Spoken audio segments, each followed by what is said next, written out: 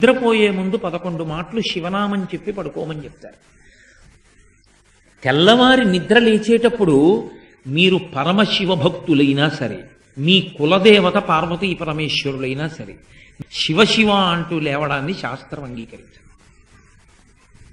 శాస్త్రమే. శివుడు కేశవుడు రెండని నేను అంటలేదు, కానీ దేని స్థితి దాందే అంతే. నిద్ర లేచినప్పుడు మొట్టమొదట నోటి వెంట పైకి రావలసినటువంటి మాట ఏదో శాస్త్రమే నిర్ణయం చేసింది. ఇంకా వేరొక మాట ఏదీ నోటి వెంట రాకూడదు. మొట్టమొదట తెలివి రాగానే రావలసిన మాట ఒక్కటే, అది 3 మార్లు పలికి లేవాలి మనసం మించింది. శ్రీహరి శ్రీహరి శ్రీహరి అన్నారు.